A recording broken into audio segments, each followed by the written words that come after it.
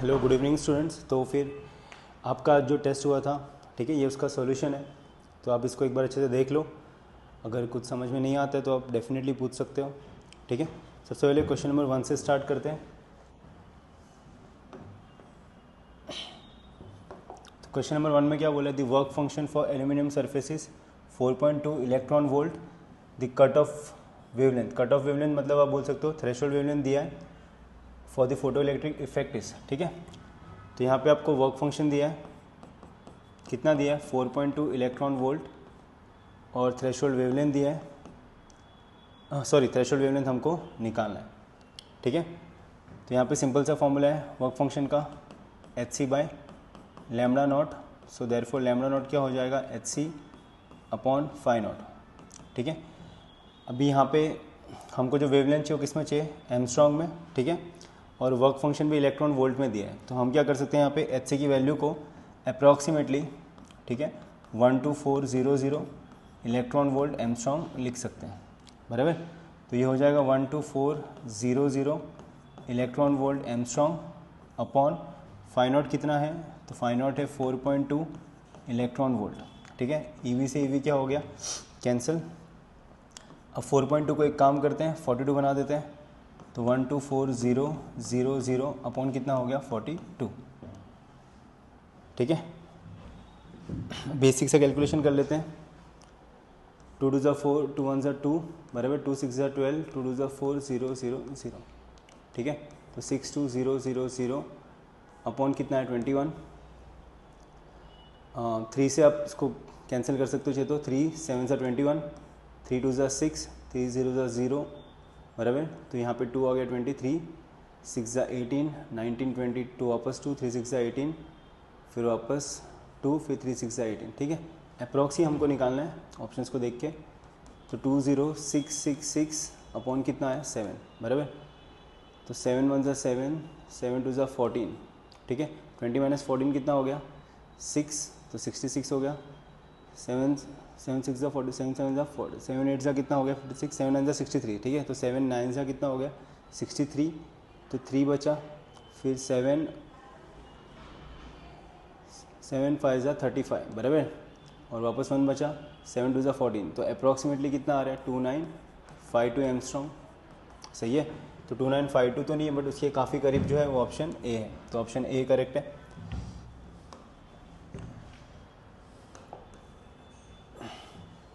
Question number 2 में क्या बोला है? Let N R and N B, ठीक है, with respectively the number of photons emitted red bulb and blue bulb of equal power, ठीक है, इन गिवन टाइम। तो आपको ढूंढना है कि एन आर और एन बी का क्या रिलेशन है। अब हमको पता है यहाँ पे कि पावर आपको सेम बोला है, बराबर। तो नंबर ऑफ फोटॉन्स एमिटेड, तो उसका फॉर्मूला क्या होता है? P lambda upon H C, बराबर। दोनों भी केस में पावर कैसा है? सेम। तो पावर कांस्टेंट हो गया, एच भी कांस्टेंट, सी भी कैसा है? कांस्टेंट। तो मैं बोल सकता हूँ कि number of photons emitted and wavelength are directly proportional, ठीक है।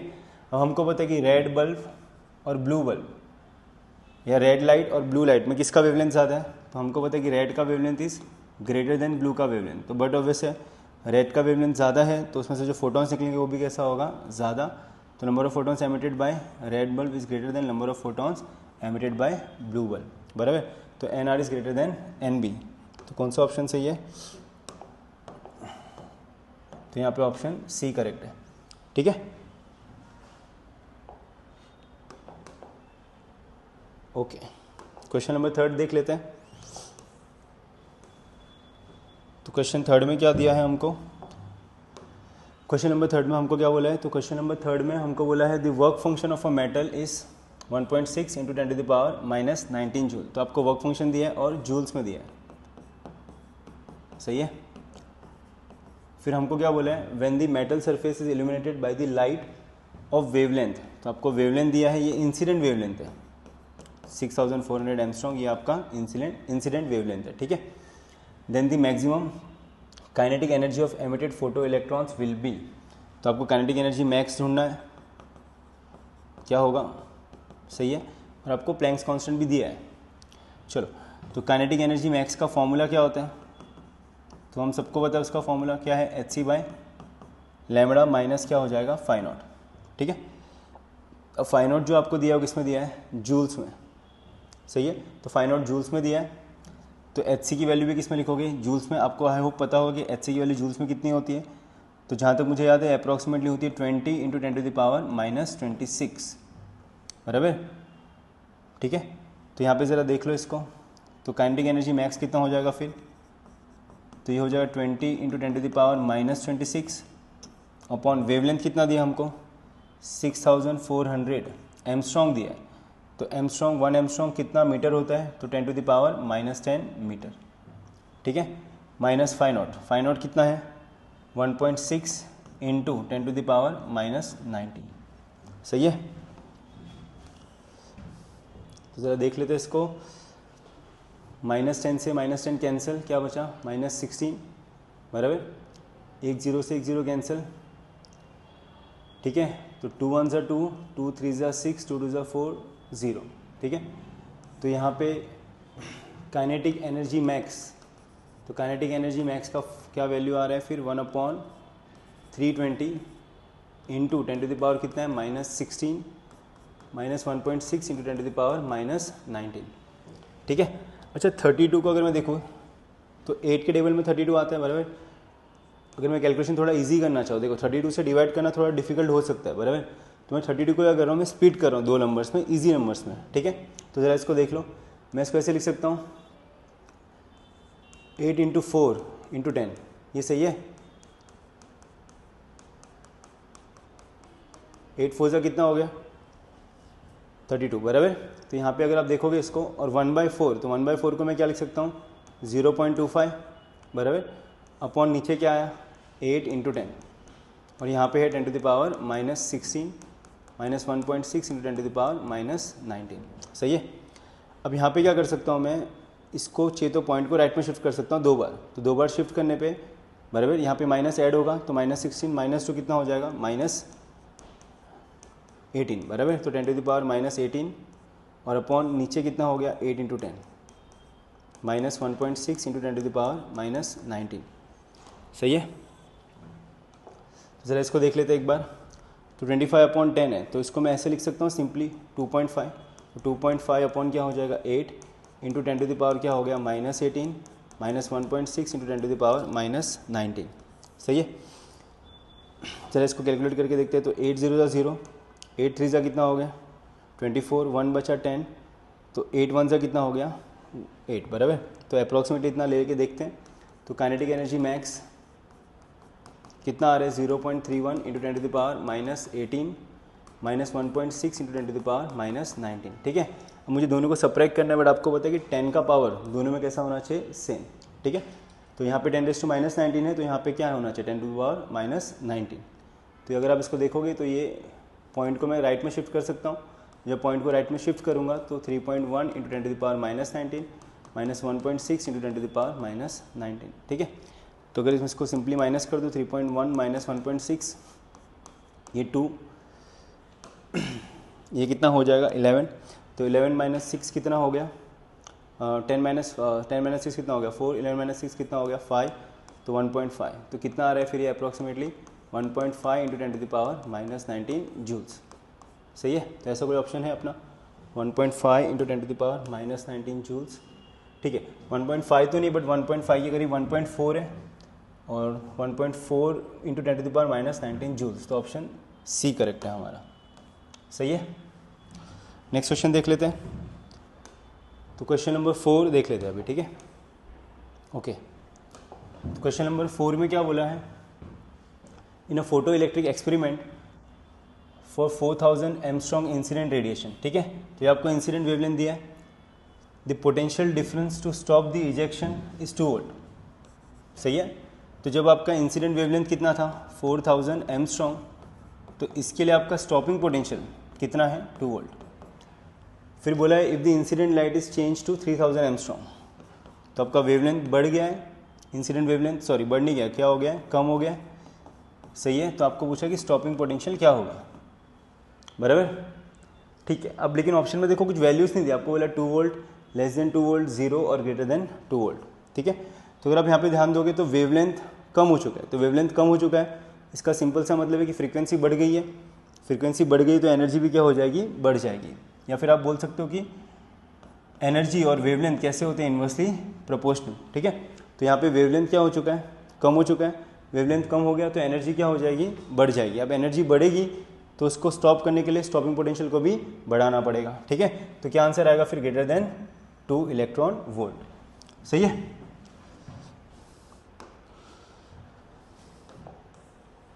क्वेश्चन नंबर 5 देख लेते हैं अभी एक बार। क्वेश्चन 5 में क्या बोला है,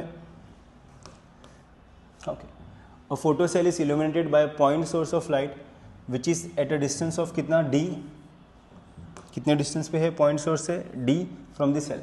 the distance become d/2 then number of electrons emitted per second will be, कितने इलेक्ट्रॉन्स निकलेंगे। सही है, तो हमको पता है कि जो नंबर ऑफ फोटॉन्स होते हैं, बराबर, वो डायरेक्टली प्रोपोर्शनल होते हैं किसको, number of electrons emitted per second को। सही है, कितने फोटॉन्स गिर रहे हैं वो डायरेक्टली प्रोपोर्शनल होते हैं कितने इलेक्ट्रॉन्स निकल रहे हैं। ज़्यादा फोटॉन्स गिरेगा तो जो इलेक्ट्रॉन निकलेगा वो भी ज़्यादा होगा। ठीक है, और नंबर ऑफ फोटॉन्स और डिस्टेंस का जो रिलेशन है, या बोल सकते हो इंटेंसिटी ऑफ फोटॉन्स। ठीक है, तो इंटेंसिटी ऑफ फोटॉन्स और डिस्टेंस का जो रिलेशन है वो है इन्वर्सली प्रोपोर्शनल टू डिस्टेंस का स्क्वायर। ठीक है, तो पहले केस में क्या हुआ, पहले केस में डिस्टेंस d था, अब हमको दूसरे में क्या बोला है कि आपने डिस्टेंस को कम कर दिया, कितना हो गया, d/2। तो जब डिस्टेंस कम हो जाएगा तो आपके फोटॉन्स जो पहुंचेंगे वो बढ़ जाएंगे। ठीक है, इसका मतलब समझो, बेसिकली यहाँ पे क्या हो रहा है कि आपका एक सोर्स है, तो सोर्स और सपोज यहाँ पे कोई तो ऑब्जेक्ट है, तो इनके बीच का डिस्टेंस कितना है, d। तो जब डिस्टेंस d था तो जो फोटॉन्स पहुँच रहे थे, सपोज उसकी इंटेंसिटी है I1 लिख देता हूँ मैं। ठीक है, अब यहाँ पे क्या होगा कि मैंने डिस्टेंस कम कर दिया, तो जब डिस्टेंस कम करूँगा तो जो फोटॉन्स पहुँचेंगे वो क्या हो जाएंगे, बढ़ जाएंगे, मतलब इसमें ज़्यादा फोटॉन्स पहुँचेंगे। ठीक है, तो डिस्टेंस कितना कर दिया हम लोग ने, तो अब भी हम लोगों ने डिस्टेंस कर दिया है अपना d/2। सही है, तो इंटेंसिटी को मैं I2 लिख देता हूँ, तो ये हो जाएगा 1/d2 का स्क्वायर। सही है, तो इंटेंसिटी क्या हो जाएगी, 1/d2, d2 की वैल्यू कितनी है, d/2 का स्क्वायर। तो ये हो जाएगा, इंटेंसिटी कितनी हो जाएगी, 1/2 का स्क्वायर कितना हो गया, 4, 4 ऊपर जाएगा। सही है, तो ये हो जाएगा 4 ठीक है, 4 क्या हो जाएगा, d²। बट 1/d² किसके प्रोपोर्शनल था, I1 के। तो अब जो इंटेंसिटी है वो 4 टाइम्स ऑफ I1 हो जाएगी, मतलब पहले की इंटेंसिटी के 4 टाइम्स हो जाएगी। अच्छा, इंटेंसिटी 4 टाइम्स हो जाएगी तो जो इलेक्ट्रॉन्स निकलेंगे वो भी 4 टाइम्स हो जाएंगे, बराबर, क्योंकि इंटेंसिटी और जो इलेक्ट्रॉन्स निकल रहे हो वो कैसे हैं, डायरेक्टली प्रोपोर्शनल। तो आप बोल सकते हो बिकम्स 4 टाइम्स। ठीक है, क्वेश्चन नंबर 6 देख लेते हैं। तो क्वेश्चन नंबर 6 में क्या बोला है, the maximum velocity with which an electron can be emitted for a photo cells. तो ये वेलोसिटी वी मैक्स दिया आपको, तो कितनी मैक्सिमम वेलोसिटी से इलेक्ट्रॉन निकल रहे हैं, तो वो निकल रहे हैं 4 × 10⁸ सेंटीमीटर पर सेकेंड। फिर बोला है द स्टॉपिंग पोटेंशियल इस, स्टॉपिंग पोटेंशियल हमको निकालना है। सही है, और मास ऑफ इलेक्ट्रॉन आपको दिया है, कितना दिया है, 9 × 10⁻³ kg। अब यहाँ पे स्टॉपिंग पोटेंशियल और काइनेटिक एनर्जी का जो रिलेशन है, kinetic energy max is equal to EVS, बराबर, तो वो फॉर्मूला हम लोग यूज़ कर सकते हैं। तो kinetic energy max is equal to E × stopping potential. सही है, तो यहाँ पे हमको काइनेटिक एनर्जी मैक्स तो नहीं दिया है बट V मैक्स दिया है, तो मुझे पता है कि काइनेटिक एनर्जी का फॉर्मूला क्या होता है, हाफ m × वेलोसिटी का स्क्वायर, तो ये V मैक्स का स्क्वायर हो जाएगा इंटू EVS। सही है, मुझे स्टॉपिंग पोटेंशियल ढूंढना है, तो VS का फॉर्मूला क्या हो जाएगा, m mass into maximum velocity का स्क्वायर अपॉन क्या आएगा, 2 टाइम्स इंटू E। सही है, थोड़ा सा थिकनेस कम कर देते हैं इसका, हाँ चलो। तो मास कितना दिया है, 9 × 10⁻³ इंटू वेलोसिटी कितनी है, तो वेलोसिटी है 4 × 10⁸ सेंटीमीटर पर सेकेंड दिया है यहाँ पे। ठीक है, तो हमको यहाँ पे सेंटीमीटर नहीं, क्या चाहिए, मीटर पर सेकेंड, ऐसा यूनिट चाहिए, बराबर। तो हमको पता है 1 सेंटीमीटर इज 10⁻⁻², बराबर। तो यहाँ पे क्या हो जाएगा 10⁻⁻² और ये आ जाएगा मीटर पर सेकेंड में। 8 - 2 कितना हो गया, 6, तो ये हो जाएगा 4 × 10⁶ मीटर पर सेकेंड। ठीक है, तो ये आपको मिला मैक्सिमम वेलोसिटी ऐसा यूनिट में। तो यहाँ पे वी मैक्स के बदले क्या लिखोगे 4 × 10⁻⁶ का स्क्वायर अपॉन 2 बराबर। चार्ज कितना है इलेक्ट्रॉन के ऊपर 1.6 × 10⁻⁹। ठीक है, तो ज़रा इसको देख लेते फिर। ये हो जाएगा, अच्छा ये पॉइंट को ना राइट में शिफ्ट कर देता हूँ, क्यों पता है क्या, क्योंकि 4 का स्क्वायर क्या होने वाला है 16। ठीक है, तो ये हो जाएगा 9 × 10⁻⁻31। एक काम करते हैं -31 को यहाँ पे, चलो ठीक है नेक्स्ट स्टेप में कर लेंगे। तो 10⁻⁻31 इंटू 4 का स्क्वायर क्या हो गया 16 इंटू -6 इंटू 2 कितना हो गया -12 अपॉन 2 इंटू 16 इंटू 10⁻⁻20। ठीक है, तो यहाँ से अब देखोगे तो -20 से -20 कैंसिल हो गया, कितना बचा -11 बराबर। अच्छा सॉरी, यहाँ पे वेलोसिटी जो है किसमें प्लस में है, तो यहाँ पे क्या आना चाहिए था माइनस नहीं, क्या आना चाहिए प्लस। ठीक है, तो ये प्लस हो जाएगा। ठीक है, तो -11 + 12 क्या हो जाएगा 1 और 16 से 16 क्या हो जाएगा कैंसिल, तो ये हो जाएगा 9/2 इंटू एक 10 बचा। सही है, तो ये हो जाएगा 90/2, 90/2 इज़ नथिंग बट 45। तो आंसर कितना है 45 वोल्ट। तो कौन सा ऑप्शन सही है, ऑप्शन बी करेक्ट है। ठीक है, क्वेश्चन नंबर 7 देख लेते हैं। ओके, क्वेश्चन नंबर 7 में क्या बोला है हमको, क्वेश्चन नंबर 7 एक बार देख लेते हैं। ठीक है, तो इसमें बोला है an electron of mass m और उसकी इनिशियल वेलोसिटी हमको दी है। ठीक है, तो इलेक्ट्रॉन की इनिशियल वेलोसिटी है v0 i cap in an, इसको कहाँ पे रखा है इन इलेक्ट्रिक फील्ड, और उस इलेक्ट्रिक फील्ड की वैल्यू भी दी है। तो इलेक्ट्रिक फील्ड कितना लग रहा है E0 j कैप। ठीक है, और बोला है कि इफ़ λ0, तो उसका जो डी ब्रॉगली वेवलेंथ है वो h अपॉन कितना है मास इंटू v0। फिर पूछा है it's de Broglie wavelength at time t, तो टाइम t के बाद उसका डी ब्रॉय वेवलेंथ कितना होगा वो निकालना। ठीक है, तो टाइम t के बाद हमको उसका मास तो सेम ही रहेगा, h भी सेम, तो टाइम t के बाद हमको उसकी वेलोसिटी निकालनी पड़ेगी बराबर। अब वेलोसिटी निकालने का सिंपल सा इक्वेशन है, तो v वेक्टर अगर मैं इसको लिखूँ तो u plus a vector into T बराबर। इनिशियल वेलोसिटी कितनी है उसकी, तो इनिशियल वेलोसिटी उसकी दी है v0 i cap plus acceleration. अब यहाँ पे एसेलरेशन दिया नहीं है बट हमको पता है इलेक्ट्रिक फील्ड दिया है बराबर। अब मेरे को पता है कि इलेक्ट्रिक फील्ड से मैं एसेलरेशन निकाल सकता हूँ, है कि नहीं। फोर्स का फॉर्मूला क्या होता है Q इंटू ई, यहाँ पे इलेक्ट्रॉन है तो चार्ज कितना हो गया एक इलेक्ट्रॉन के ऊपर E इंटू ई। फोर्स का फॉर्मूला क्या है मास इंटू एसेलरेशन, तो एसेलरेशन कितना हो जाएगा E into capital E upon m। तो ये एसेलरेशन हमको मिल गया बराबर है। और इलेक्ट्रिक फील्ड हमको कितना दिया है E0, तो यहाँ पे मैं E0 लिख देता हूँ। सही है, चलो तो एसेलरेशन कितना हो जाएगा फिर E0 अपॉन m, और इलेक्ट्रिक फील्ड जो है वो y एक्सिस के अलॉन्ग है, तो यहाँ पे क्या आ जाएगा j कैप और टाइम कितना है t। ठीक है, तो अगर थोड़ा इसको अच्छे से लिखेंगे तो ये हो जाएगा v0 i cap plus E0 t upon m j cap. तो ये मिल गया आपको वेलोसिटी बराबर आफ्टर टाइम t। अगर मुझे इसका मैग्नीट्यूड ढूंढना है तो क्या करना पड़ेगा, आपको पता है इस वेलोसिटी का मैग्नीट्यूड ढूंढना है, तो आप लिख सकते हो √v0² प्लस E² हो जाएगा E0 का स्क्वायर t² अपॉन m²। सही है, तो ये हमको मिला मैग्नीट्यूड ऑफ वेलोसिटी। अब ज़रा देख लेते हैं वेवलेंथ है, तो वेवलेंथ का फॉर्मूला होता है h अपॉन मोमेंटम, मोमेंटम का फॉर्मूला होता है मास इंटू वेलोसिटी, और वेलोसिटी कितना है, तो velocity magnitude of v vector बराबर।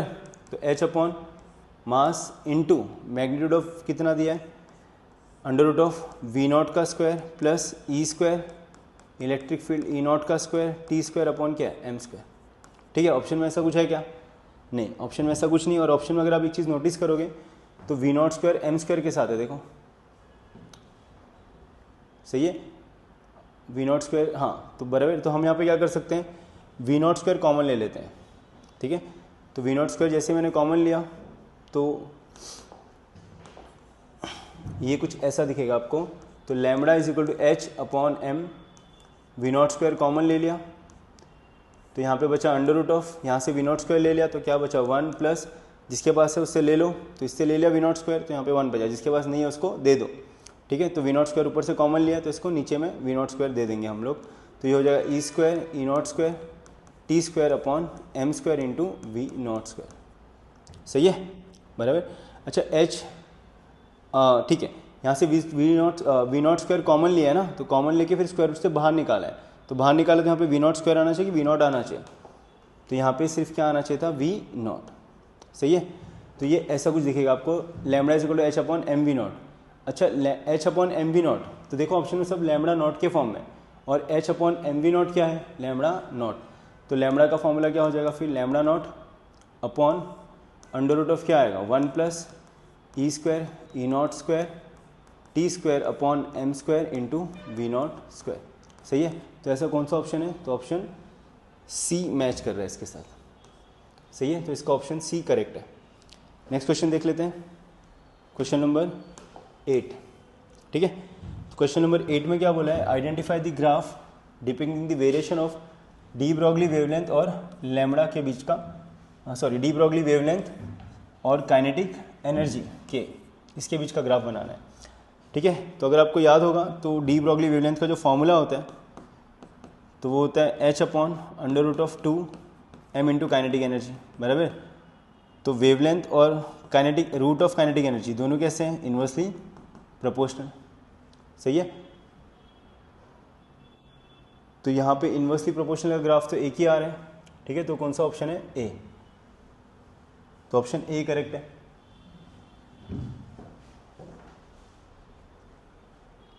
सही है, ठीक है, क्वेश्चन नंबर 9 देख लेते हैं। क्वेश्चन नंबर 9 में क्या बोला है यहाँ पे,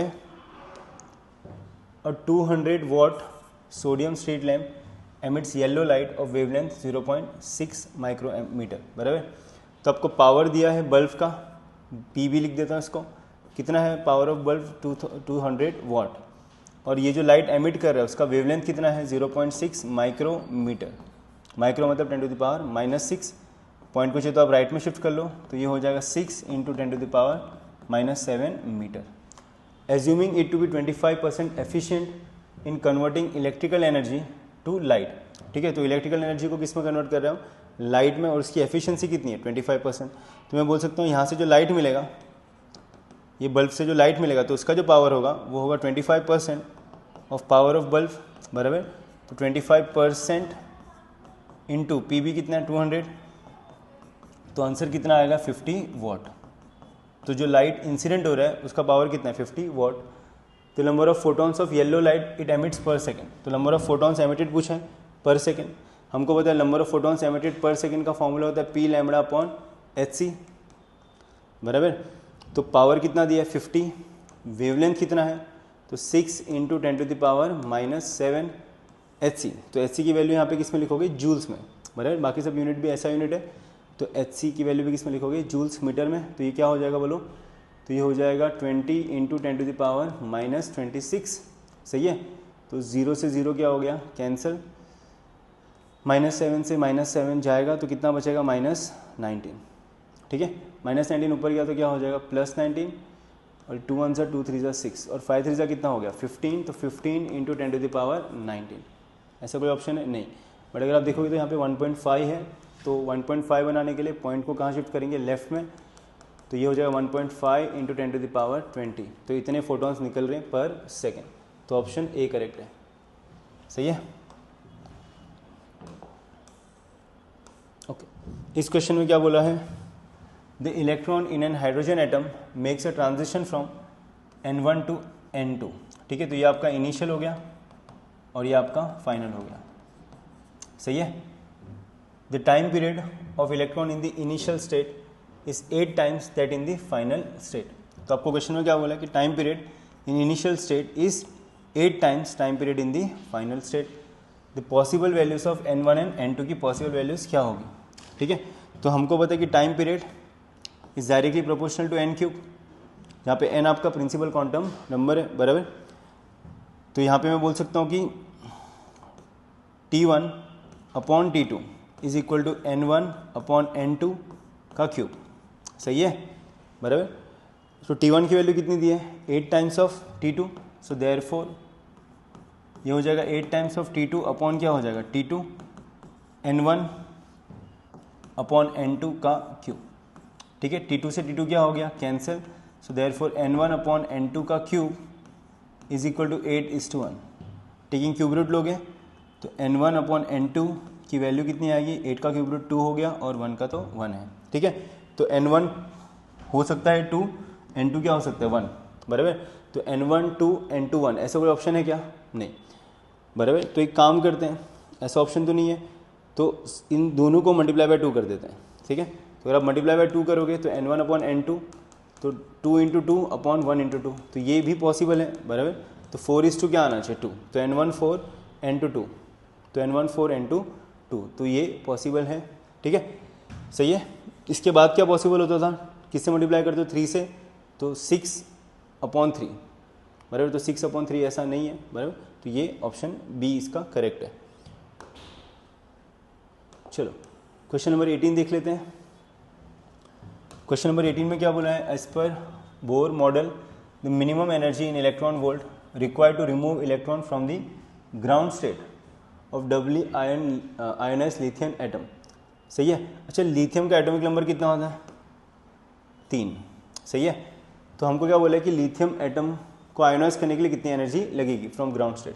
तो हमको पता है एनर्जी का फॉर्मूला -13.6 Z² अपॉन n²। सही है, तो यहाँ पे मैं बोल सकता हूँ कि इसका मैग्नीट्यूड ले लेते हैं, तो मैग्नीट्यूड लिया तो फिर क्या हो जाएगा, माइनस हट जाएगा, तो -13.6 इंटू Z² अपॉन n²। ठीक है, तो ये हाइड्रोजन लाइक एटम है और फर्स्ट ऑर्बिट की बात हो रही है ग्राउंड स्टेट, तो ग्राउंड स्टेट में n की वैल्यू क्या होगी 1 और इसका एटॉमिक नंबर कितना है 3, तो कितना एनर्जी आएगा फिर ये माइनस नहीं, सिर्फ मैग्नीट्यूड चाहिए मुझे, तो 13.6 इंटू Z कितना है 3 का स्क्वायर अपॉन 1, तो ये हो जाएगा 13.6 इंटू 9। सही है, तो 13.6 इंटू 9 कितना होता है फिर ये,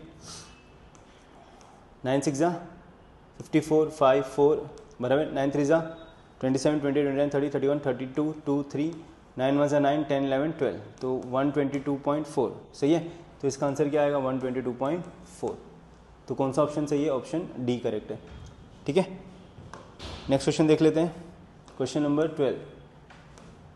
तो क्वेश्चन 12 में क्या बोला है हमको, the shortest wavelength in Lyman series. तो लाइमन सीरीज का शॉर्टेस्ट वेवलेंथ बोला है। अच्छा, शॉर्टेस्ट वेवलेंथ में जंप कैसा होता है, लॉन्गेस्ट, बराबर। और लॉन्गेस्ट जंप लाइमन सीरीज, तो लाइमन सीरीज में फाइनल स्टेट क्या होता है 1, बराबर। और लॉन्गेस्ट जंप मतलब इनिशियली कहाँ पे होगा, इन्फिनिटी पे। तो जब वो अपना शॉर्टेस्ट वेवलेंथ बना रहे हैं तो ये उसका वेवलेंथ हम लोग को दिया है, लैम्बडा दिया है, कितना दिया 91.2 नैनोमीटर। सही है, फिर बोला the longest wavelength of the series is, तो लॉन्गेस्ट वेवलेंथ कब होगा, जब उसका जंप शॉर्टेस्ट होगा, तो क्योंकि लाइमन है तो फाइनल तो सेम ही होगा, बट इनिशियल क्या होगा 2 होगा। सही है ना। चलो, तो पूछा है हमको कि इसका वेवलेंथ कितना है, बराबर। तो इसका वेवलेंथ हमको यहाँ पे पूछा है, लैम्बडा 2 पूछा। चलो, पहले हमको फॉर्मूला पता है 1/λ इज इक्वल टू r, क्या करते हो आप 1/nf का स्क्वायर माइनस 1/ni का स्क्वायर। सही है, तो 1/λ r nf फाइनली कितना है 1, तो 1/1 का स्क्वायर माइनस 1/इंफिनिटी, ni इन्फिनिटी है तो उसका square, anything upon infinity is 0, तो 1/λ इज इक्वल टू r। सही है, तो 1/λ किसके इक्वल है, r के। इसको बाद में यहाँ पे पुट कर देंगे। तो यहाँ पे ज़रा बताओ, यहाँ पे क्या फॉर्मूला बनेगा 1/λ2 इज इक्वल टू r 1 क्या आएगा nf का स्क्वायर माइनस 1/ni का स्क्वायर। तो r nf, यहाँ पे nf कितना है 1 का स्क्वायर माइनस ni कितना है 2 का स्क्वायर, तो ये हो जाएगा r 2 का स्क्वायर कितना हो गया 4, डिनोमीटर सेम नहीं है तो 4 माइनस 1/4, तो कितना आया फिर ये r इंटू 3/4। सही है, तो ये मिला 1/λ2। वहाँ से 1 से r की वैल्यू पुट कर दो, तो 1/λ2 इज इक्वल टू r कितना है 1/λ, तो 3/4, तो देयरफॉर λ2 कितना आ गया फिर 4λ/3। सही है, तो 4/3λ। ओके, ठीक है, हमको वैल्यूज़ निकालनी है, तो 4/3 लैम्बडा कितना है, तो लैम्बडा हमको दिया है 91.2 नैनोमीटर, और ऑप्शन भी सारे नैनोमीटर में है तो कोई कन्वर्ट करने की ज़रूरत नहीं है। ठीक है, तो देख लो फिर 3 3 9, 3 0 0, 0.34 12, तो कितना हो गया फिर ये 30.4 इंटू 4 4 4 कितना हो जाएगा 16, 1 4 3 ज़ा 12, तो कितना आ रहा है फिर लैम्बडा 2, तो 121.6 नैनोमीटर, तो 121.6 नैनोमीटर, तो ऑप्शन ए करेक्ट है। सही है। ओके, ये तो काफ़ी सिंपल क्वेश्चन लग रहा है, ज़रा देख लेते हैं इसको। The diagram shows the path of 4 alpha particles of same energy been scattered by the nucleus of the atom simultaneously, which of this are is not possible physically.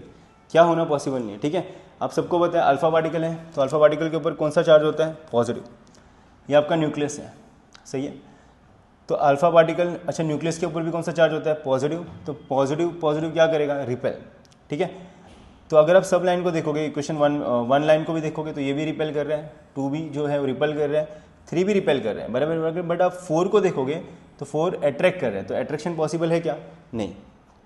तो कौन सा पॉसिबल नहीं है, तो ऑप्शन डी, 4th वाला possible नहीं है, ठीक है। चलो नेक्स्ट क्वेश्चन देख लेते हैं।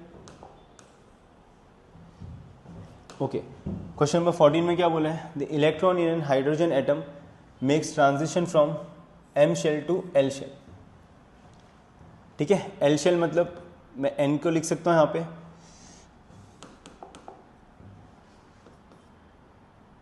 बराबर। एल शेल के लिए मैं लिख सकता हूँ 2 और एम शेल के लिए मैं लिख सकता हूँ 3। सही है, आपको पता होगा ना KLMN, बराबर। तो the ratio of magnitude of initial to final acceleration of the electron, तो इनिशियली कहाँ पे था, एम शेल में, बराबर। तो आपको रेशियो किसका चाहिए, magnitude of initial to final acceleration, तो इनिशियली एम में था और फाइनली एल में था, ठीक है। तो रेशियो किसका चाहिए, acceleration in M upon acceleration in L, इसका रेशियो चाहिए। सही है, चलो ज़रा इसको देख लेते हैं फिर। तो यहाँ पे क्या करना होगा, पहले एक्सेलरेशन और एन का रिलेशन निकालना होगा, ठीक है। हमको पता है कि एक्सेलरेशन जो होता है, ठीक है, तो यहाँ पे हमको इसका डायरेक्ट रिलेशन अगर पता है तो वहाँ से भी काम बन जाएगा, या फिर आप एक काम कर सकते हो, A is equal to omega square R, ये रिलेशन पता, ये फॉर्मूला पता होगा सेंटीमीटर एक्सेलरेशन का, बराबर। तो R और N का क्या रिलेशन है, तो R is directly proportional to N square, बराबर। और ओमेगा जो होता है वो इन्वर्सली प्रोपोर्शनल होता है N क्यूब के। सही है, ठीक है। तो अगर आप यहाँ पे देखोगे तो एक्सेलरेशन के साथ क्या रिलेशन बनेगा, तो एक्सेलरेशन इज डायरेक्टली प्रोपोर्शनल, मतलब प्रोपोर्शनलिटी साइन, तो ओमेगा का स्क्वायर है, बराबर। और ओमेगा का स्क्वायर है तो ये हो जाएगा 1/n का पावर 6 इंटू, बराबर, R का और N का क्या रिलेशन है, तो R is directly proportional to N square, तो यहाँ से ये कैंसिल हो गया, क्या बचा 4, तो acceleration is inversely proportional to 1/n का पावर 4। सही है, तो A और N जो है वो इन्वर्सली प्रोपोर्शनल और N का पावर कितना है 4, तो यहाँ पे क्या आएगा, यहाँ पे M, तो इन्वर्सली प्रोपोर्शनल है तो यहाँ पे L आएगा, NL, और नीचे क्या आएगा NM, और इसका पावर क्या है 4, ठीक है। NL कितना है 2, NM कितना है 3, इसका पावर 4, 2 का पावर 4 कितना हो गया 16, बराबर, और 3 का पावर 4 कितना हो गया 81। सही है, तो 60:81, तो ऑप्शन डी करेक्ट है। क्वेश्चन 15 को एक बार देख लेते हैं, ठीक है। क्वेश्चन 15 में क्या बोला है, the electron of hydrogen atom revolves around the proton in a circular nth orbit of radius, ठीक है। रेडियस हमको दिया है और स्पीड दिया है। The current due to the circulating charge is proportional to, तो करंट और ई के बीच का रिलेशन पूछा है, ठीक है। अभी देखो नॉर्मली हमको पता है कि रेडियस के फॉर्मूले में यहाँ पे h स्क्वायर आता है, बराबर, बट ठीक है यहाँ पे आपको h के साथ रिलेशन नहीं पूछा है, क्वेश्चन में r और e का रिलेशन पूछा है, तो हमको उस पर ध्यान देना चाहिए। तो r और e square, radius is inversely proportional to E square, और जो वेलोसिटी है वो डायरेक्टली प्रोपोर्शनल है ई स्क्वायर के। सही है, अब जरा इसको देख लो फिर। मुझे क्या पूछा है, करंट और ई का रिलेशन पूछा है, तो करंट का फॉर्मूला मुझे पता है चार्ज अपॉन टाइम, बराबर। तो टाइम पीरियड का अगर आप फॉर्मूला देखोगे तो टाइम पीरियड का फॉर्मूला हमको पता है कि 2πr/v। सही है, अगर मैं इसको डायरेक्ट प्रोपोर्शनलिटी के हिसाब से लिखूं तो time period is proportional to r, तो r की वैल्यू क्या है 1/e², बराबर, और v is proportional to e², तो v के साथ नीचे क्या आएगा e², क्या हो जाएगा फिर, ये time period is inversely proportional to e⁴, ठीक है। अब जरा इसको देख लेते हैं, करंट के फॉर्मूले को, इस इक्वेशन को देख लेते हैं। तो I बराबर इज इक्वल टू ई, या फिर प्रोपोर्शनल डाल देता हूँ ई, और टाइम पीरियड का क्या है 1/e⁴, तो e⁴ ऊपर जाएगा तो I is proportional to e raise to 5। सही है, तो कौन सा ऑप्शन सही है? ऑप्शन सी करेक्ट है। ठीक है, क्वेश्चन 16 देख लेते हैं। तो क्वेश्चन 16 में क्या बोला है? Radius of aluminium nucleus is taken to be RAL। ठीक है, तो हमको पता है रेडियस का जो फॉर्मूला होता है वो होता है R0 बराबर इंटू एटॉमिक मास नंबर का पावर 1/3। सही है, ओके। तो एल्यूमिनियम के लिए कितना दिया है? R0 एल्यूमिनियम का कितना है? 27, तो 27 1/3। ठीक है, then the radius of tellurium. ठीक है, तो इसका कितना दिया हमको? Radius of tellurium is equal to R0 कितना है ये? 125 का पावर 1/3। सही है ना, इसका एटॉमिक मास नंबर कितना है? 125। अच्छा ओके, इसी का रेडियस हमको ढूंढना है। ठीक है, तो सिंपली हम क्या कर सकते हैं? दोनों इक्वेशन को डिवाइड कर सकते हैं। तो इक्वेशन 2 को डिवाइड कर दो इक्वेशन 1 से, तो radius of tellurium upon radius of aluminium क्या आएगा फिर? ये R0 125 का क्यूब रूट अपॉन R0 27 का क्यूब रूट। सही है, तो R0 से R0 कैंसिल, तो radius of T upon radius of AL aluminium बराबर इज इक्वल टू 125 का स्क्वायर रूट कितना हो गया? 5 बराबर ना, और 27 का स्क्वायर रूट कितना हो गया? 3। तो आंसर क्या आना चाहिए? Radius of tellurium is equal to 5/3 times radius of aluminium, 5/3 times radius of aluminium बराबर। तो ऑप्शन बी करेक्ट होगा। ठीक है, क्वेश्चन नंबर 17 देख लेते हैं। तो क्वेश्चन 17 में क्या बोला है? न्यूक्लियस ऑफ मास नंबर, तो आपको इसका एटॉमिक मास नंबर दिया है 220 इनिशियली एट रेस्ट। तो इनिशियली जो न्यूक्लियस था कैसा था? रेस्ट पे। एमिट्स एन अल्फा पार्टिकल, तो ये क्या एमिट कर रहा है? एक अल्फा पार्टिकल एमिट कर रहा है। सही है, if the Q value of the reaction is 5 mega electron. अच्छा ठीक है, इसका एटॉमिक नंबर कितना है? एटॉमिक मास नंबर कितना? 220। अल्फा पार्टिकल का एटॉमिक मास नंबर कितना एटॉमिक मास कितना होगा? 4। 220 माइनस 4 कितना हो गया? 216। तो यहाँ पे जो होगा वो 216 का होगा। सही है, ठीक है। तो आपको पूछा कि क्यू वैल्यू, तो हमको पता है कि क्यू वैल्यू जो होता है, अच्छा क्यू वैल्यू दिया हमको बराबर 5.5 मेगा इलेक्ट्रॉन वोल्ट। तो क्यू वैल्यू हमको दिया है बराबर। तो यहाँ पे हमको पता है कि क्यू वैल्यू जो होता है, मैं बोल सकता हूँ कि is the sum of kinetic energy of product. ठीक है, अगर मैं इसको ए मानूँ और इसको बी, तो kinetic energy of A plus kinetic energy of B, तो ये इक्वल होगा क्यू वैल्यू के। सही है, अब यहाँ पे हमारे पास काइनेटिक एनर्जी है क्या? नहीं, तो हम लोग काइनेटिक एनर्जी निकालना होगा, तो निकाल सकते हैं मोमेंटम कंजर्वेशन से। सही है, अब देखो इनिशियली इसके पास तो कोई मोमेंटम नहीं है, तो ये दोनों का मोमेंटम क्या होगा? इक्वल बराबर। तो मैं बोल सकता हूँ momentum of A is equal to momentum of B. हमको पता है कि मोमेंटम का जो फॉर्मूला होता है in terms of kinetic energy वो होता है √2 मास इंटू काइनेटिक एनर्जी बराबर। तो is equal to √2 mass of B into kinetic energy of B. सही है, आप स्क्वायरिंग ऑन बोथ साइड कर सकते हो बराबर, या फिर उसके 2 से 2 भी क्या हो जाएगा? कैंसिल। मास ऑफ ए कितना है? 216। Kinetic energy of A is equal to mass of B कितना है? 4 into kinetic energy of B. सही है, तो ये कैंसिल हो जाएगा। 4 5 = 20, 1 4 4 = 16, तो 54 times kinetic energy of A is equal to क्या? Kinetic energy of B.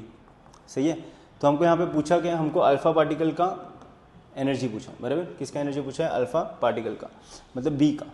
ठीक है, तो यहाँ से काम करते हैं, kinetic energy of A is equal to kinetic energy of B by 54।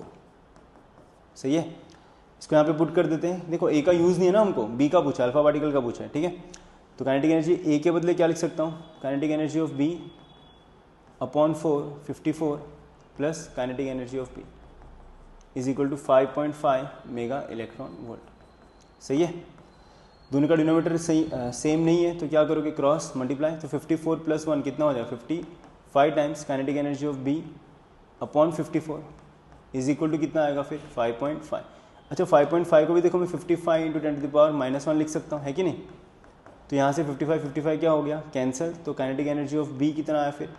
54 × 10⁻⁻1 mega electron volt, जिसको मैं लिख सकता हूँ 5.4 मेगा इलेक्ट्रॉन वोल्ट। सही है, तो यहाँ पे अल्फा पार्टिकल के पास कितनी काइनेटिक एनर्जी है, 5.4 मेगा इलेक्ट्रॉन वोल्ट, तो ऑप्शन बी करेक्ट है। ठीक है, क्वेश्चन नंबर 18 देख लेते हैं। तो इसमें क्या बोला है, the forbidden energy gap in the energy band of germanium at room temperature. ठीक है, तो जर्मेनियम का हमको पता है एनर्जी गैप जो है वो अप्रॉक्सीमेटली 0.7 होता है, तो 0.7 के नज़दीक जो है वो ऑप्शन सी है। ठीक है,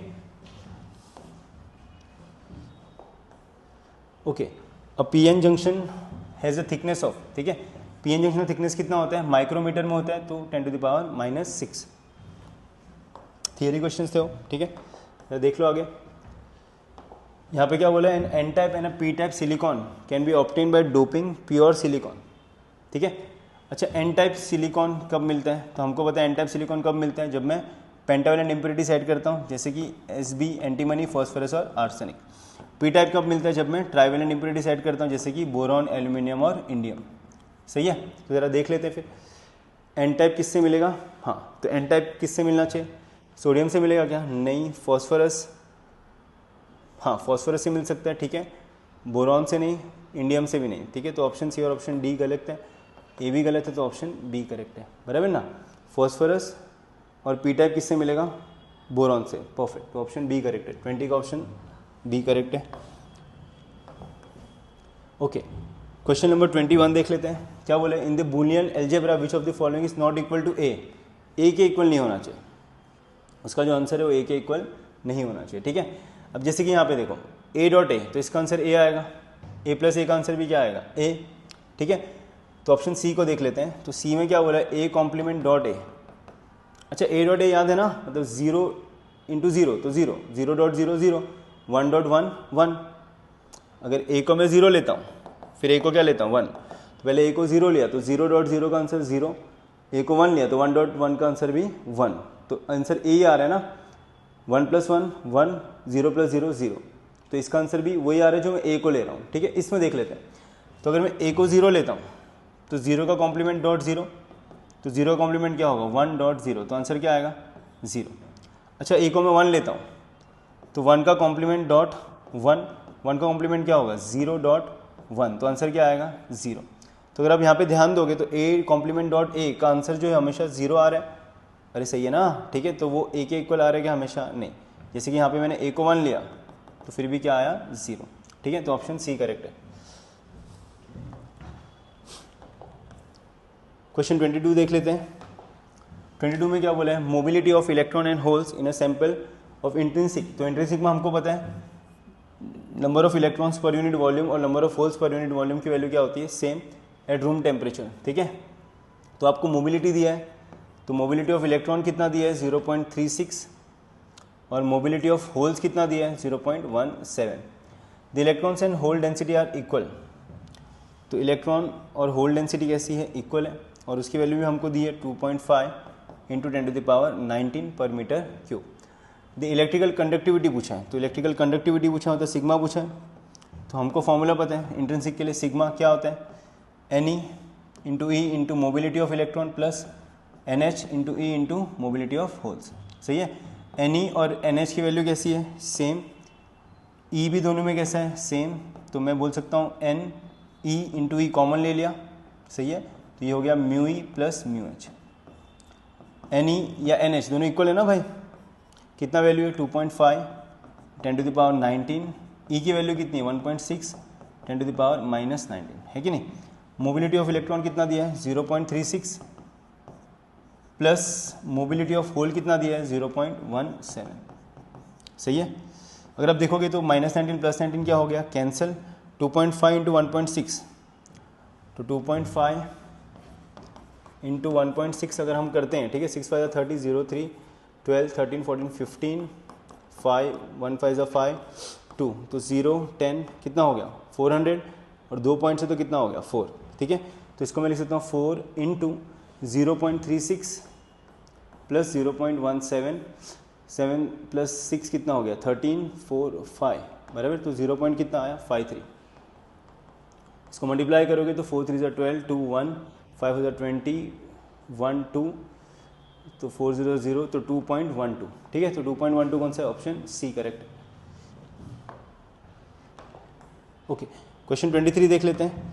तो क्वेश्चन 23 में क्या बोला है, इन the figure given below assume कि डायोड टू बी आइडियल। तो अगर डायोड आइडियल है तो क्या होगा, ठीक है। सबसे पहले इसको देख लेते हैं।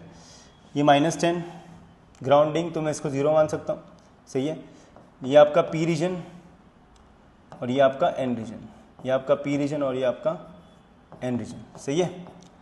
हमको पता है कि फॉरवर्ड बायस में पी रीजन हायर से होना चाहिए, बट अगर आप देखोगे तो 0 वोल्ट हायर हो गया और -10 क्या हो गया, लोअर। तो यहाँ पे पी रीजन किससे है, लोअर से, तो बट ऑब्वियसली ये रिवर्स बायस्ड है। और यहाँ पे अगर आप देखोगे तो पी रीजन हायर से और एन रीजन लोअर से, तो ये फॉरवर्ड बायस है, सही है। तो D1 जो है रिवर्स बायस होना चाहिए और D2 फॉरवर्ड बायस, तो D1 फॉरवर्ड बायस, तो ये गलत है। D2 फॉरवर्ड बायस, ठीक है, D2 forward bias and D1 reverse bias and hence no current flows from B to A, perfect. तो हाँ परफेक्ट, क्योंकि रिवर्स बायस में कैसे काम करेगा, ओपन सर्किट जैसा, तो ऑप्शन डी करेक्ट है, बराबर।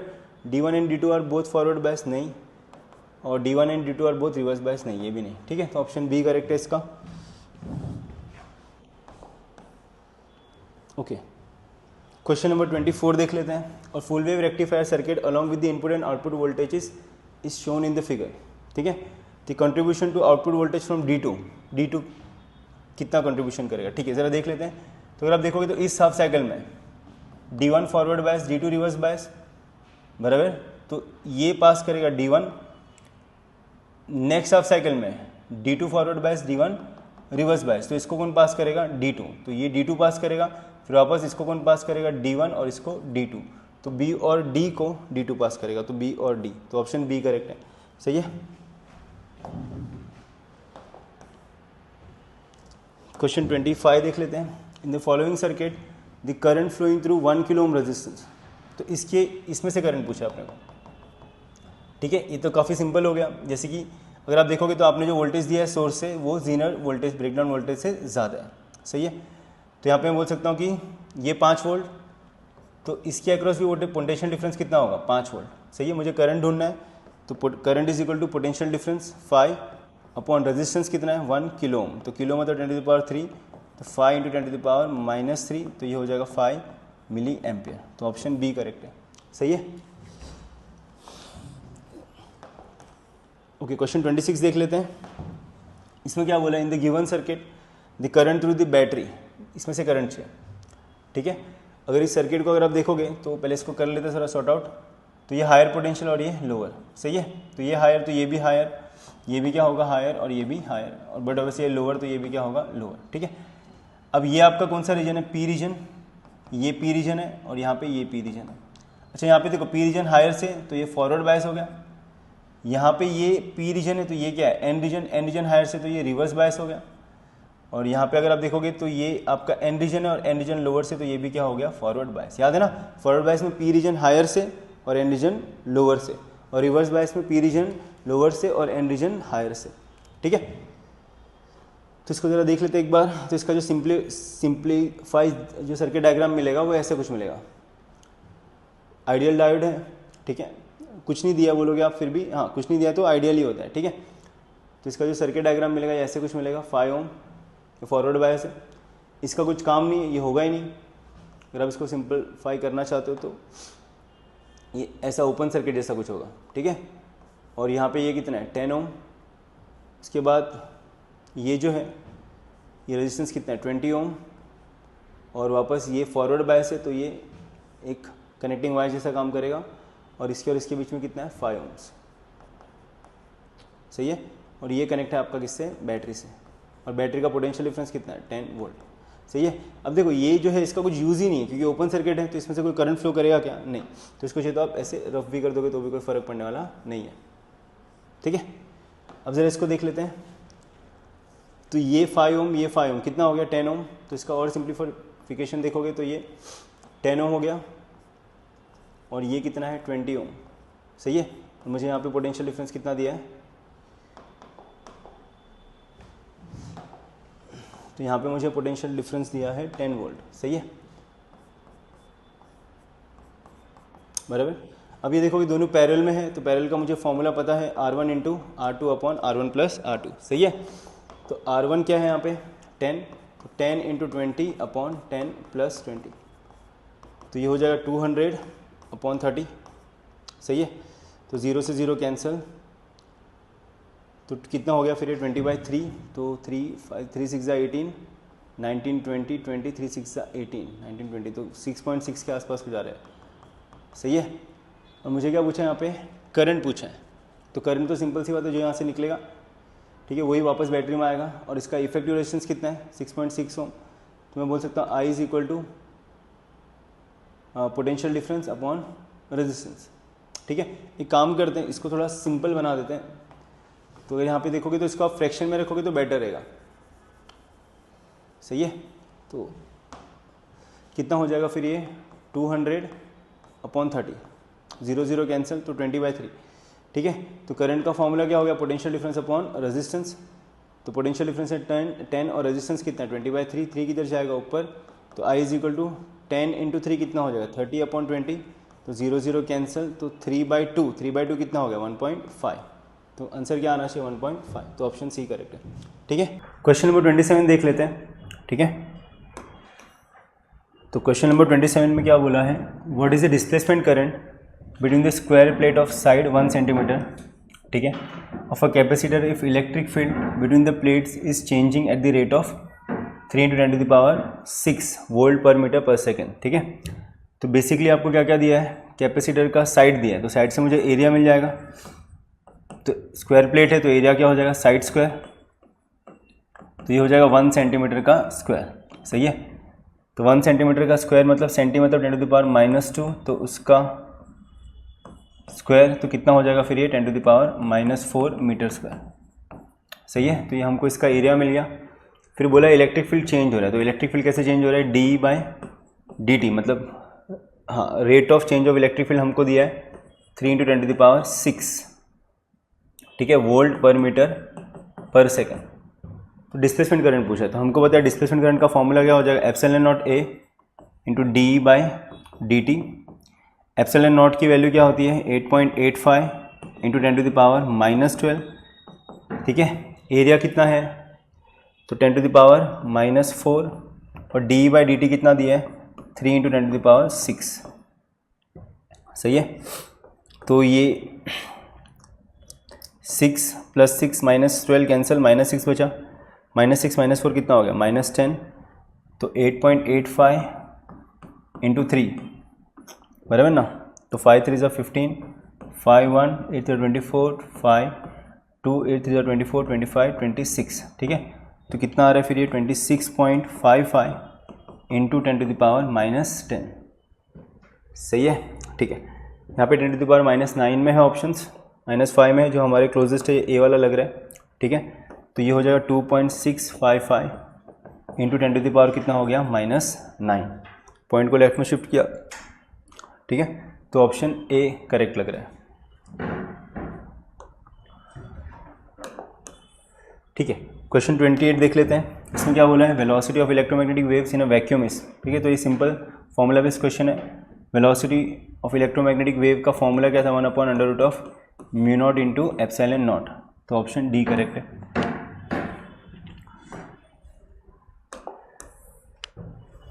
क्वेश्चन नंबर 29 देख लेते हैं। रेडिएशन ऑफ इंटेंसिटी, तो हमको इंटेंसिटी दी है 1 W/m²। सही है। Are striking on a metal plate, the pressure on the plate, pressure पूछा है, तो प्रेशर का फॉर्मूला क्या आता है 1 + R/I/C। ठीक है।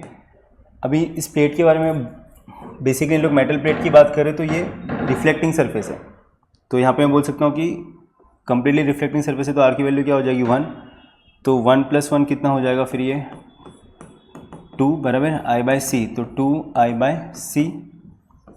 तो कितना प्रेशर एग्जिट कर रहा है 2 × I, 1/C कितना है 3 × 10⁸।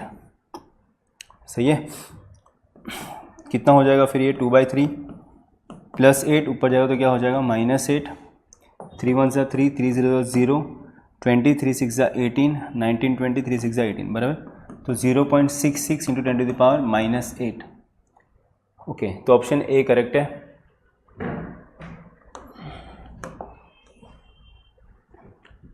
ठीक है। क्वेश्चन नंबर 30 देख लेते हैं। तो इसमें क्या बोला है, a plane electromagnetic wave propagating in the x direction has a wavelength, तो इसका वेवलेंथ हमको दिया है तो वेवलेंथ हमको इसका दिया है 6 मिलीमीटर, ठीक है। तो मिली मतलब 10⁻³ तो 6 × 10⁻³ metre. The electric field is in the y direction and its maximum magnitude. तो इलेक्ट्रिक फील्ड का मैक्सिमम मैग्नीट्यूड मतलब E0 दिया है हमको 33 वोल्ट पर मीटर, ठीक है। The equation of the electric field as function of x and t। तो इक्वेशन ऑफ इलेक्ट्रिक फील्ड 6 हमको पता है कि इक्वेशन जो है वो क्या हो जाएगा, जो इलेक्ट्रिक फील्ड जा रहा है वाई डायरेक्शन में प्रोपोगेट कर रहा है, बराबर। तो E y is equal to क्या होगा, E0 sine omega t minus kx, ठीक है। तो E0 हमारे पास है और हमको ये इक्वेशन किसके फॉर्म में चाहिए, x/c के फॉर्म में, ठीक है। तो यहाँ पे x है तो c यहाँ पे लिखना पड़ेगा और ओमेगा हमको निकालना होगा। वेवलेंथ दिया है तो ओमेगा हम लोग निकाल सकते हैं। तो ओमेगा का फॉर्मूला क्या हो जाएगा, 2 pi into mu frequency. Frequency को मैं क्या लिख सकता हूँ, c/λ, सही है। तो ये हो जाएगा 2 पाई इंटू c 3 × 10⁸ और जो वेवलेंथ है वो कितना है 6 × 10⁻³ तो ये 6 से ये वाला 6 कैंसिल, 3 × 6 वाला -3 ऊपर जाएगा तो +3, तो पाई इंटू 10⁻³ कितना हो जाएगा 11, सही है। तो ये ओमेगा हमको मिल गया पाई इंटू 10⁻11, सही है। तो अगर आप देखोगे हर इक्वेशन में ओमेगा नहीं है टी के साथ, तो हम ओमेगा को कॉमन ले सकते हैं। तो ओमेगा को कॉमन ले लिया तो ये हो जाएगा E0 साइन, ओमेगा कॉमन ले लिया, इसके पास तो है इसके पास तो नहीं है तो इसको दे देंगे तो kx/ω, सही है। तो E0 की वैल्यू कितनी है, एक काम करते हैं E0 की वैल्यू E0 लिख लेते हैं फिलहाल, साइन ओमेगा टी माइनस के को मैं क्या लिख सकता हूँ 2 पाई/λ और ओमेगा को क्या लिख सकता हूँ 2 पाई c/λ, सही है। तो 2 पाई से 2 पाई कैंसिल, लैम्बडा से लैम्बडा कैंसिल, तो आंसर क्या है x/c। तो ये इक्वेशन x/c के फॉर्म में मुझे मिल गया। तो ई वाई का फॉर्मूला क्या बन जाएगा फिर, E0 sine omega t minus x/c, सही है। वैल्यूज पुट कर लेते हैं। E0 कितना है 33, साइन ओमेगा कितना है, तो ओमेगा की वैल्यू है pi into 10⁻11 T minus x/c, ठीक है। तो 33 है E0, तो 33 into sine pi into 10⁻11 T minus x/c, तो ऑप्शन बी करेक्ट है, सही है।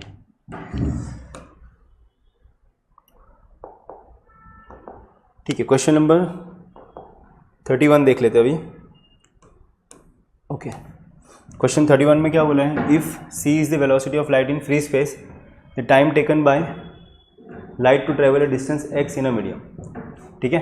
तो c क्या है, c velocity of light in free space है, टाइम टेकन बाय, हाँ, तो और रिफ्रैक्टिव इंडेक्स दिया है मीडियम का म्यू, तो मुझे पता है refractive index of medium with respect to vacuum is equal to speed of light in vacuum upon speed of light in medium, सही है। मुझे टाइम ढूंढना है, तो टाइम का फॉर्मूला क्या होता है, डिस्टेंस, और डिस्टेंस कितना ट्रेवल किया उसने x, तो अपॉन स्पीड ऑफ मीडियम चाहिए, स्पीड ऑफ मीडियम मुझे यहाँ से मिल जाएगा, ठीक है। रिफ्रैक्टिव इंडेक्स मीडियम का म्यू है, स्पीड ऑफ लाइट c है वैक्यूम में और मीडियम में स्पीड चाहिए, तो c medium is equal to क्या हो जाए c/म्यू, तो यहाँ पे टाइम इज इक्वल टू x/c/म्यू, म्यू पर गया तो ये हो जाएगा म्यू x/c, तो option mu x/c, option B correct है, सही है।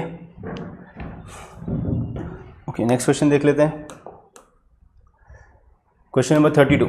तो इसमें क्या बोला है, an object O is placed between 2 parallel planes as shown in the figure, distance between the 4th image, और अगर आप देखोगे तो इस पूरे 2 मिरर्स के बीच का डिस्टेंस 4 है, ये मिरर से इसका डिस्टेंस कितना है 1, तो इसको मैं y ले लेता हूँ, और ये मिरर से इस पॉइंट का डिस्टेंस कितना है 4 - 1 कितना हो गया 3, सही है। तो इसको मैं x मान रहा हूँ।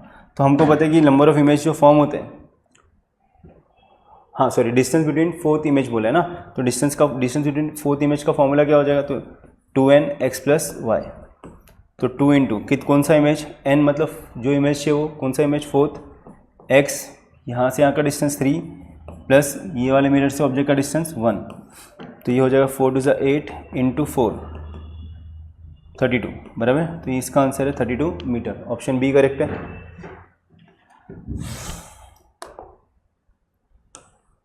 ठीक है, क्वेश्चन नंबर 33 देख लेते हैं।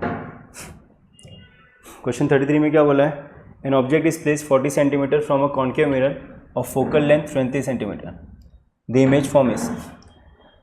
अभी ये कॉनकेव मिरर है और आपको बोला है कि कॉनकेव मिरर का फोकल लेंथ कितना है 20 सेंटीमीटर, सही है। और ऑब्जेक्ट को कहाँ पे रखा है मैंने 40 सेंटीमीटर दूर, सही है। अगर आप देखोगे तो इसका फोकल लेंथ जो है वो 20 है, तो 40 सेंटीमीटर दूर मतलब ये सेंटर ऑफ कर्वेचर हो गया, बराबर। तो सेंटर ऑफ कर्वेचर पे अगर मैं ऑब्जेक्ट रखूँ, सही है, तो उसका इमेज कैसा मिलता है, real inverted and same size. तो कौन सा ऑप्शन सही है, A, real inverted and same in size, ठीक है, परफेक्ट। आगे बढ़ते हैं, क्वेश्चन 34 देख लेते हैं। 3 immiscible transparent liquid with refractive index, पहले का रिफ्रैक्टिव इंडेक्स दिया है, दूसरे का और तीसरे का, are arrange on one on top of the other, the depth of the liquid are, पहले का डेप्थ दिया है, दूसरे का और तीसरे का। द एपरेंट डेप्थ पूछा है, तो हमको पता है कि एपरेंट डेप्थ का फॉर्मूला क्या होता है, डेप्थ अपॉन उसका रिफ्रैक्टिव इंडेक्स प्लस कितने हैं यहाँ पे 3, तो depth upon refractive index plus D3 upon refractive index, सही है। D1 की वैल्यू कितनी है 3, रिफ्रैक्टिव इंडेक्स कितना है 3/2, प्लस D2 की वैल्यू कितनी है 4, रिफ्रैक्टिव इंडेक्स कितना है 4/3, प्लस D3 की वैल्यू कितनी है 7, और ये हो गया 6/5, ठीक है। आप चाहे तो यहाँ पे 3 से 3 कैंसिल कर दो, 4 से 4, ये 2 किधर जाएगा ऊपर, ये 3 किधर जाएगा ऊपर, ठीक है। यहाँ पे 5 ऊपर जाएगा, तो ये हो जाएगा 2 + 3, बराबर ना, प्लस 7 5 का कितना होगा 35/6, सही है। कितना हो जाएगा फिर ये 3/2, डेप्थ अपॉन रिफ्रैक्टिव 3/2, ठीक है, 4/3 6, ठीक है, 2 + 3 कितना हो गया 6, तो 6 + 35/6, सही है। दोनों का डिनोमिनेटर सेम नहीं है, तो क्या कर सकते हैं, क्रॉस मल्टीप्लिकेशन। तो जो एपरेंट डेप्थ है वो कितना आ जाएगा फिर 6 × 6 कितना हो जाएगा 36 + 35/6, सही है। तो 36 + 35 कितना हो गया, ये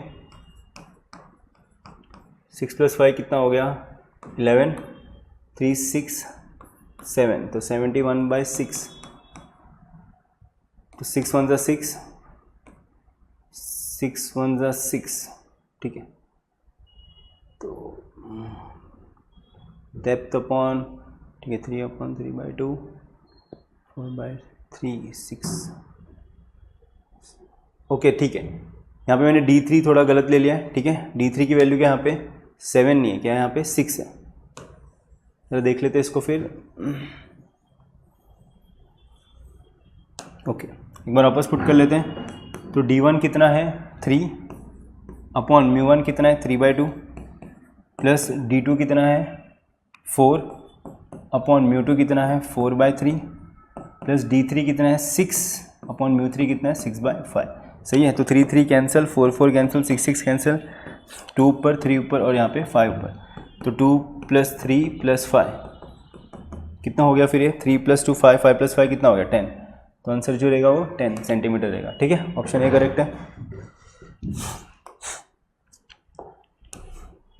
ओके, क्वेश्चन नंबर 35 देख लेते हैं।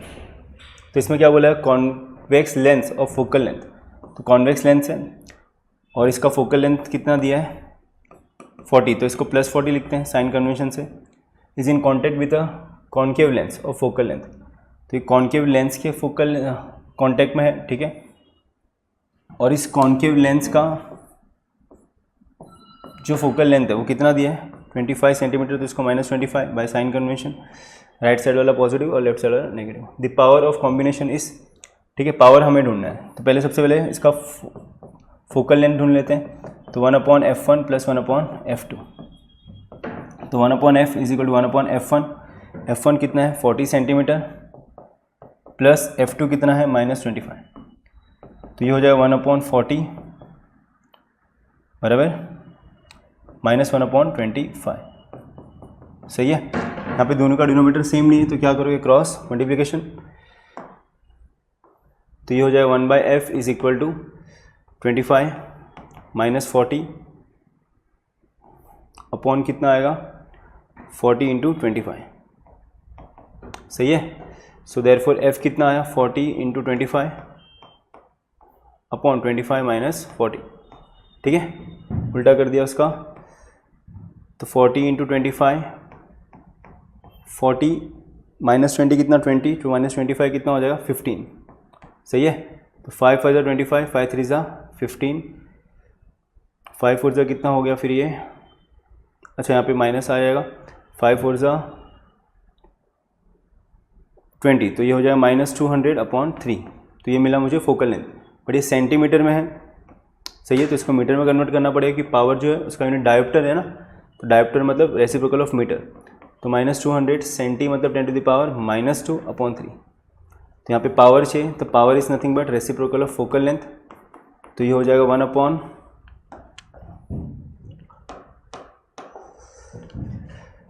कितना आया -200 into 10 to the power -2 upon 3।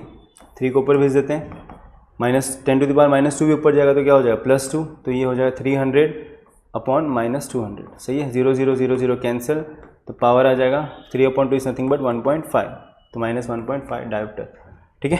तो कौन सा ऑप्शन करेक्ट है, तो ऑप्शन ए करेक्ट है, सही है। नेक्स्ट क्वेश्चन देख लेते हैं, क्वेश्चन 36, ठीक है। क्वेश्चन 36 में क्या बोला है, a thin prism P with angle, तो अपने को एंगल दिया है 6 degree and made from a glass of refractive index, इसका रिफ्रैक्टिव इंडेक्स दिया हमको 1.54, is combined with another thin prism, ठीक है, ऑफ रिफ्रैक्टिव इंडेक्स, दूसरे प्रिज्म का रिफ्रैक्टिव इंडेक्स दिया 1.72 to produce dispersion without deviation, dispersion चाहिए बट विदाउट डेविएशन। तो एंगल ऑफ प्रिज्म पूछा है, A2 पूछा है, सही है। हमको पता है डेविएशन का फॉर्मूला क्या होता है, mu -1 into angle of prism for thin prism, सही है। अभी यहाँ पे बेसिकली क्या है कि इन दोनों को कंबाइन करके बनाया, तो Δ1 प्लस Δ2 इज इक्वल टू 0। अच्छा 0 क्यों, क्योंकि हमको कोई डेविएशन नहीं चाहिए, ठीक है। तो Δ1 इज इक्वल टू क्या हो जाएगा -Δ2, बट अगर मुझे यहाँ पे देखोगे तो सारे आंसर पॉजिटिव में है, तो मुझे सिर्फ मैग्नीट्यूड से काम है, तो मैं बोल सकता हूँ कि Δ1 का magnitude is equal to magnitude of Δ2, ठीक है। तो माइनस साइन को मैं इग्नोर कर रहा हूँ, तो मुझे बताओ ज़रा Δ1 कितना हो जाएगा फिर, तो Δ1 कितना हो जाएगा, तो Δ1 डेल्टा के बदले 1 आ जाएगा यहाँ पे, μ1 यहाँ पे क्या आ जाएगा A1, ठीक है। तो ये हो जाएगा μ1 -1 इंटू A1, और Δ2 कितना हो जाएगा यहाँ पे μ2 -1 इंटू A2, मुझे A2 चाहिए, सही है। तो ये मल्टीप्लिकेशन में साइड चेंज किया तो डिवीजन में, तो μ1 -1 into A1 upon μ2 -1 is equal to A2, सही है। सो देयरफॉर A2 क्या हो जाएगा, μ1 कितना दिया है 1.54, तो 1.54 -1, A1 कितना है 6 डिग्री में, μ2 कितना दिया 1.72 -1, तो A2 कितना हो जाएगा फिर 1.54 -1 इज 0.54 अपॉन 0.72 इंटू 6, ठीक है। अगर आप देखोगे इसको तो मैं इसको 54 अपॉन 72 भी लिख सकता हूँ, मल्टीप्लाई बाय 100 और डिवाइड बाय 100 करोगे तो ऐसे लिख सकते हो, ठीक है।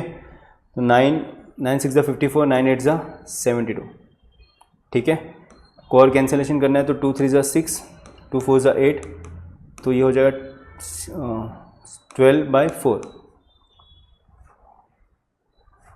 ठीक है। कुछ कैलकुलेशन में से क्या 72,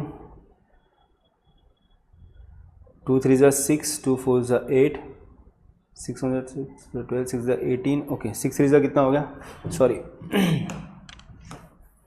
6 3 कितना हो गया यहाँ पे 18, ठीक है।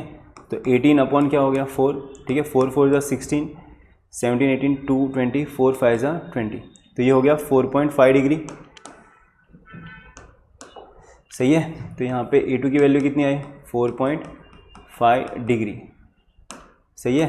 बट हमको डिग्री में नहीं दिया है, मिनट्स में दिया है। हम सबको पता है कि मैं इसको लिख सकता हूँ 4 डिग्री प्लस 0.5 डिग्री, और डिग्री टू मिनट्स में कन्वर्ट करने के लिए किससे मल्टीप्लाई करते हैं 60 से, तो ये मिनट्स में कन्वर्ट हो जाएगा। तो ये हो जाएगा 4 डिग्री एंड 30 मिनट्स, सही है। 0.5 डिग्रीज 30 मिनट्स है कि नहीं, तो इसका करेक्ट आंसर क्या है 4 डिग्री 30 मिनट्स, ठीक है। क्वेश्चन 37 देख लेते हैं, इसमें क्या बोला है, the focal length of objective lens and the focal length of the objective and eye lens of a telescope are respectively. तो focal length of objective lens दिया है 200 सेंटीमीटर और focal length of eye piece दिया है 5 centimetre. The maximum magnifying power of telescope, तो maximum magnifying power of telescope, ठीक है, तो इसका फॉर्मूला क्या है, तो f nought by f E minus F nought by f E 1 plus F E by D, जहाँ पे कैपिटल डी हो जाएगा यहाँ पे डिस्टेंस ऑफ डिस्टिंक्ट विजन और इसकी वैल्यू होती है 25 सेंटीमीटर। सही है। सो आंसर क्या आएगा फिर, एफ नॉट कितना है माइनस 200 अपॉन एफ ई कितना है 5, तो 1 प्लस एफ ई कितना है 5 अपॉन डी कितना है 25। ठीक है, तो ये हो जाएगा 5 1 जा 5 5 25 5 4 जा 20 0, तो ये हो जाएगा -40 1 प्लस 1 अपॉन 5। दोनों का डिनोमीटर सेम नहीं तो क्या करोगे, क्रॉस मल्टीप्लिकेशन, 5 × 1 कितना हो गया 5 प्लस 1 अपॉन 5। सही है। तो यहाँ पे हमको जो मिल रहा है मैग्नीफाइंग पावर क्या मिल रहा है, -40 × 6 अपॉन 5, 5 8 जा 40 48, तो -48। ठीक है, तो -48 करेक्ट आंसर है ऑप्शन बी। क्वेश्चन नंबर 38 देख लेते हैं। तो इसमें क्या बोला, हमको ग्लास स्लैब ऑफ थिकनेस कितना है 6 सेंटीमीटर, तो इसका थिकनेस दिया है 6 सेंटीमीटर और रिफ्रैक्टिव इंडेक्स कितना दिया है 1.5। ठीक है, is place in front of a concave mirror as shown in the figure, the radius of curvature of the mirror, तो रेडियस ऑफ कर्वेचर कितना दिया मिरर का 40 सेंटीमीटर। सही है। And the reflected image coincide with the object. अब यहाँ पे बोला कि जो रिफ्लेक्टेड इमेज है वो कोइंसाइड हो रहा है किसके साथ, ऑब्जेक्ट के साथ। ठीक है, तो ये कब हो सकता है कि जब ऑब्जेक्ट हमको कहाँ पे मिलेगा, सेंटर ऑफ कर्वेचर पे। सही है। फिर क्या बोला है, and then the distance of the object from the mirror is, तो then the distance of the object from the mirror, तो मिरर से ऑब्जेक्ट का हमको डिस्टेंस चाहिए, ये डिस्टेंस हमें ढूंढना है। बराबर। ठीक है, अब सबसे पहले हम लोग ढूंढेंगे कि ग्लास स्लैब की वजह से शिफ्ट कितना हो रहा है। ठीक है, तो उसको मैं नाम देता हूँ एक्स। तो इसके लिए हमको फॉर्मूला बताया 1 - 1 अपॉन म्यू इंटू थिकनेस। सही है। तो 1 - 1 अपॉन म्यू कितना है, रिफ्रैक्टिव इंडेक्स 1.5 और थिकनेस कितना है इसका 6। अब देख सकते हो यहाँ पे दोनों का डिनोमीटर सेम नहीं तो क्या करोगे, क्रॉस मल्टीप्लाई, तो 1.5 - 1 अपॉन कितना है 1.5 इंटू 6, तो 1.5 - 1 कितना हो गया 0.5 अपॉन 1.5 इंटू कितना हो गया 6, 6 5 का कितना हो गया 30, तो ये 3 अपॉन कितना हो गया 1.5, तो 1.5 1 सा 1.5 2 सा, तो शिफ्ट कितना होगा, कितने का हो रहा है 2 सेंटीमीटर का। सही है। तो सिंपल हमको क्या चाहिए, ऑब्जेक्ट का डिस्टेंस चाहिए, सॉरी हाँ ऑब्जेक्ट का डिस्टेंस चाहिए फ्रॉम द मिरर। तो हम लोग बोल सकते हैं कि distance of object from mirror, सही है, ये हो जाएगा शिफ्ट प्लस इसका रेडियस ऑफ कर्वेचर, तो shift plus radius of curvature x + 40, तो x कितना है 2 + 40, तो आंसर कितना आएगा 42 सेंटीमीटर। तो इसका ऑप्शन है करेक्ट सी। क्वेश्चन 39 देख लेते हैं। इसमें क्या बोला है, thin equiconvex lens of refractive index. ठीक है, तो आपका इक्विकॉन्वेक्स लेंस है, इसका रिफ्रैक्टिव इंडेक्स हमको दिया है, कितना दिया है 3/2 और इसका रेडियस ऑफ कर्वेचर दिया है 30 सेंटीमीटर। सही है। स्पोर्ट इन वाटर, तो वाटर में इसको रखा है, तो वाटर में जब इसको रखेंगे तो इसकी वजह से वाटर में क्या फॉर्म होगा, कॉन्केव मिरर टाइप का फॉर्म होगा। सही है। अब इसका रेडियस और इसका रेडियस कैसा होगा, सेम, तो ये मैं 1 में ले लेता हूँ लेंस के लिए, कॉन्वेक्स लेंस के लिए, और वाटर में मैं ले लेता हूँ सेम रेडियस ऑफ कर्वेचर, तो -32 से इसको डिनोट कर देते हैं। ठीक है, और वाटर का रिफ्रैक्टिव इंडेक्स कितना है 4/3, तो पूछा है व्हाट इट्स फोकल लेंथ। सही है। तो इसका फोकल लेंथ मुझे चाहिए, तो मैं बोल सकता हूँ 1/f = μ1/μ2 -1, यहाँ पे क्या आएगा 1/r1 - 1/r2। सही है। तो 1/f = μ1 कितना है, कॉन्वेक्स लेंस का कितना है 3/2 अपॉन μ2 कितना है, तो μ2 है 4/3 -1 1/r1 कितना है 30 -1/r2 कितना है -30। तो यहाँ पे 1/f 3 ऊपर जाएगा, ये इधर जाएगा, तो ये हो जाएगा कितना 9/8 -1, तो माइनस माइनस क्या हो जाएगा प्लस, तो 1/30 प्लस 1/30 सही है। तो 1/f इज इक्वल टू क्या हो जाएगा 9 - 8/8, तो 1/8 इंटू दोनों का डिनोमिनेटर कैसा है सेम, तो ऐड हो जाएंगे तो 2/30 ठीक है। 2 1 2 4 8, तो 1/f is equal to 1/4 into 30 which is 1/120। तो f कितना आएगा 120 सेंटीमीटर, सारे ऑप्शंस मीटर में है, तो ये हो जाएगा 1.2 मीटर। तो ये मिला हमको फोकल लेंथ इन दोनों का मिला के, ठीक है। तो ऑप्शन डी करेक्ट है। क्वेश्चन नंबर 40 देख लेते हैं। क्वेश्चन नंबर 40 में क्या बोला है, 2 इनकोहेरेंट सोर्सेस, ठीक है, दोनों कोहेरेंट सोर्स नहीं है, इनकोहेरेंट है। तो इनकोहेरेंट सोर्स की वजह से आपको कोई इंटरफेरेंस पैटर्न नहीं मिलेगा। एक की इंटेंसिटी आई है, दूसरे की इंटेंसिटी क्या है 4i, द रिजल्टेंट इंटेंसिटी बोला है, ठीक है। तो रिजल्टेंट इंटेंसिटी के हम लोग क्या कर सकते हैं यहाँ पे, तो हमको पता है कि रिजल्टेंट इंटेंसिटी का फॉर्मूला क्या होता है I1 plus I2 plus 2 times √of I1 into I2 into cos phi, सही है। अब क्योंकि यहाँ पे कोई इंटरफेरेंस पैटर्न नहीं है, तो यहाँ पे हमको एवरेज रिजल्टेंट मिलेगा, ठीक है। तो एवरेज के लिए कॉस की वैल्यू भी क्या लेनी पड़ेगी एवरेज, और कॉस की वैल्यू एवरेज 1 साइकिल के लिए कितनी होती है 0, सही है। तो यहाँ पे क्या हो जाएगा फिर, तो एवरेज वैल्यू ऑफ IR ये हो जाएगा I1 प्लस I2, और इसकी एवरेज वैल्यू 0, तो 0 इंटू ये भी क्या हो जाएगा 0। I1 कितना दिया I प्लस 4i, तो आंसर कितना आएगा फिर इसका 5i, ठीक है। तो ऑप्शन ए करेक्ट है।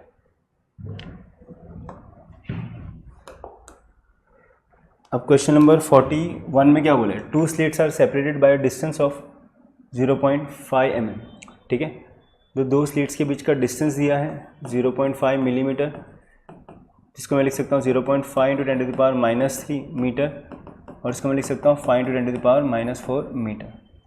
And illuminated with a light of wavelength, तो अपने को वेवलेंथ दिया है, वेवलेंथ कितना दिया है यहाँ पे 6000 एंगस्ट्रॉम, तो 6000 एंगस्ट्रॉम मतलब 6000 इंटू 10⁻⁻10 मीटर, सही है। If the screen is placed, तो स्क्रीन का डिस्टेंस दिया है कितना 2.5 metre from the slits, the distance of the third bright image from the centre will be, तो थर्ड ब्राइट इमेज का बोला है। सपोज ये मेरा सेंट्रल ब्राइट बैंड है, ये हो गया फर्स्ट ब्राइट, ये हो गया सेकेंड ब्राइट, और ये हो गया थर्ड ब्राइट, सही है। तो हमको पता है कि 2 कंसेक्यूटिव ब्राइट के बीच का डिस्टेंस, इसको फ्रिंज विड्थ बोलते हैं, तो ये W, तो ये भी कितना हो जाएगा W, और ये भी कितना हो जाएगा W, सही है। तो मैं बोल सकता हूँ कि जो थर्ड ब्राइट है उसका जो डिस्टेंस है वो है 3W, और फ्रिंज विड्थ का फॉर्मूला क्या होता है lambda d by small d, तो 3 इंटू लैम्बडा कितना दिया हमको 6000 इंटू 10⁻⁻10, कैपिटल D कितना है 2.5, और स्मॉल d कितना है 5 इंटू 10⁻⁻4, ठीक है। -4 से -4 क्या हो गया कैंसिल, क्या बचा यहाँ पे -6, ये 1 0 कैंसिल, इसको मैं 25 लिख सकता हूँ, 5 5 का कितना हो गया 25, तो ये हो जाएगा कुछ, ये 0 भी कैंसिल, तो ये -4, 5 3 कितना हो गया 15, तो ये हो जाएगा 15 इंटू 6 इंटू 10⁻⁻ क्या हो गया -4, तो ये 15 6 90 इंटू 10⁻⁻ क्या हो गया -4, तो 90 इंटू 10⁻⁻4, ठीक है। ये 0 कैंसिल, ये -3, आंसर mm में है, तो ये 9 इंटू 10⁻⁻3 मीटर, इसको मैं लिख सकता हूँ 9 मिलीमीटर। तो ऑप्शन डी करेक्ट है। क्वेश्चन 42 देख लेते हैं। इसमें क्या बोला है, in Young's double slit experiment green light दिया है, इसका वेवलेंथ हमको दिया है 5461 angstrom, is used in 60 fringes, तो कितने फ्रिंजेस मिले 60 फ्रिंजेस हमको मिले हैं, where seen in the field. Now sodium light is use, sodium light use किया है, उसका वेवलेंथ कितना है 5890 एंगस्ट्रॉम, और यहाँ पे पूछा है कि कितने फ्रिंजेस ऑब्जर्व करेंगे, ठीक है। तो हमको पता है कि फ्रिंज विड्थ का फॉर्मूला क्या होता है lambda d by small d, तो फ्रिंज विड्थ और वेवलेंथ कैसे डायरेक्टली प्रोपोर्शनल, जितना फ्रिंज विड्थ ज़्यादा मिलेगा तो उतना नंबर ऑफ फ्रिंजेस कम मिलेंगे। तो मैं बोल सकता हूँ कि wavelength and number of fringes are inversely proportional, तो अगर इन्वर्सली प्रोपोर्शनल तो मैं बोल सकता हूँ lambda into n is equal to constant, ठीक है। तो यहाँ पे ये हो जाएगा lambda 1 into n1 is equal to lambda 2 into n2। So therefore number of fringes जो हमको मिलेंगे वो हो जाएगा lambda 1 into n1 upon lambda 2। Lambda 1 की वैल्यू कितनी है 5461 एमस्ट्रॉन्ग इंटू n1 कितना है 60 अपॉन लैम्डा 2 की वैल्यू कितनी है 5890 एमस्ट्रॉन्ग। एमस्ट्रॉन्ग से एमस्ट्रॉन्ग क्या हो गया कैंसिल, तो इसको ज़रा अप्रॉक्स लेके करना होगा अभी कुछ है, तो यहाँ पे 0 से 0 भी कैंसिल कर दो, तो ये हो जाएगा 5461 इंटू 6 अपॉन, यहाँ पे मैं पॉइंट को लेफ्ट में शिफ्ट कर रहा हूँ तो इसको मैं लिख रहा हूँ 5.89 इंटू 10 टू द पावर -2। ठीक है, ज़रा इसको मल्टीप्लाई कर देते हैं 5461 इंटू 6, 6 1 6 6 36 6 3 24 25 26 27 6 5 30 32। सही है, तो ये हो जाएगा कुछ 32766 अपॉन, अच्छा इसको मैं अप्रॉक्स 6 मान रहा हूँ, ठीक है 5.89 को, तो ये हो जाएगा 6 -2 ऊपर गया तो क्या हो जाएगा +2। सही है, अच्छा यहाँ पे एक काम कर सकते हैं इसको और इजी कर सकते हैं।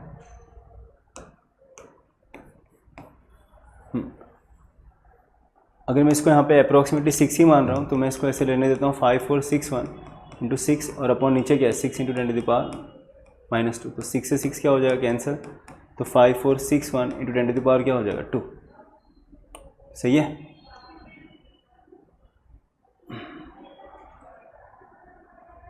ओके यहाँ पे +2 आना चाहिए था, पॉइंट को लेफ्ट में शिफ्ट किया +2, तो +2 ये भी क्या हो जाएगा फिर ऊपर जाके -2, तो ये हो जाएगा 54.61 और 54.61 अप्रॉक्सीमेटली कितना हो गया 55, तो इसके सबसे करीब है 55, तो ऑप्शन डी करेक्ट होना चाहिए।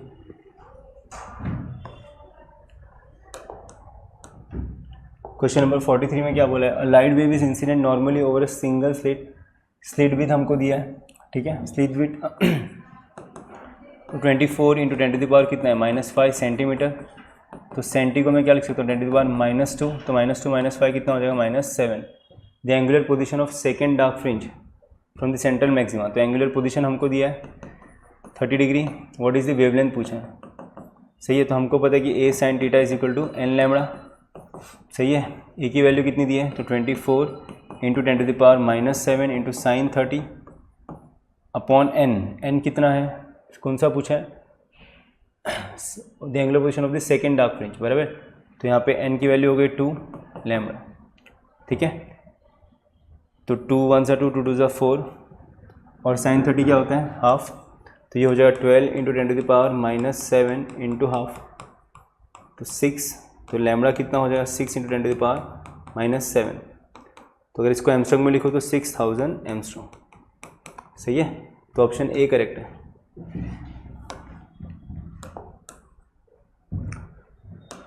क्वेश्चन नंबर 44 में क्या बोला है, when the angle of incident on a material 60 degree, ठीक है, तो angle of incidents on a material 60 degree, then the reflected light is completely polarize. Okay, reflected light completely polarize है, तो ये ब्रिस्टल्स लॉ वाला केस लग रहा है। The velocity of the reflected ray inside the material is, ठीक है, तो हमको पता है कि रिफ्लेक्टिव इंडेक्स जो फॉर्मूला है उसका होता है 10 IP, पोलराइजिंग एंगल, तो यहाँ पे पोलराइजिंग एंगल कितना दिया इन लोग ने 60 डिग्री। ठीक है, तो ये हो गया reflective index of medium with respect to vacuum. हमसे पूछा गया है the velocity of the reflected ray inside the material, तो velocity of reflected ray inside the material, तो हमको पता है reflective index of medium with respect to vacuum, इसको मैं ऐसे भी लिख सकता हूँ speed of light in vacuum upon speed of light in medium, बराबर। 1060 की वैल्यू क्या होती है √3, तो यहाँ पे अगर आप देखोगे तो ये हो जाए C/√3 is equal to speed of light in medium. C है अपना speed of light in vacuum, तो C के बदले हम लोग लिख सकते हैं 3 into 10 to the power 8 upon √3, तो ये हो जाए speed of light in medium, तो √3 से √3 कैंसिल, तो speed of light in medium ये हो जाएगा √3 into 10 to the power 8 metre per second. सही है, तो कौन सा ऑप्शन सही है, ऑप्शन C करेक्ट है। क्वेश्चन 45 देख लेते हैं। 2 कोहेरेंट सोर्सेज ऑफ इंटेंसिटी का रेशियो दिया alpha in interference pattern I, ये हमको फाइंड करना है Imax upon I minimum upon Imax plus I minimum is equal to, ठीक है, तो मैं यहाँ पे बोल सकता हूँ कि आपको इंटेंसिटी का रेशियो दिया I1 अपॉन I2 दिया, बराबर, और इसका रेशियो कितना दिया अल्फा, ठीक है। अच्छा, इंटेंसिटी के रेशियो से मैं एम्पलीट्यूड का रेशियो निकाल सकता हूँ। हमको पता है intensity is directly proportional to amplitude का स्क्वायर, तो एम्पलीट्यूड क्या हो जाएगा, स्क्वायर रूट ऑफ इंटेंसिटी। तो मैं बोल सकता हूँ अगर मैं एम्पलीट्यूड का रेशियो बोलूँगा तो उसका रेशियो आना चाहिए स्क्वायर रूट ऑफ अल्फा। सही है। अब आई मैक्स का फॉर्मूला क्या होता है, तो होता है A1 प्लस A2 का द होल स्क्वायर, और आई मिनिमम का फॉर्मूला क्या होता है, तो वो होता है A1 माइनस A2 का द होल स्क्वायर। सही है।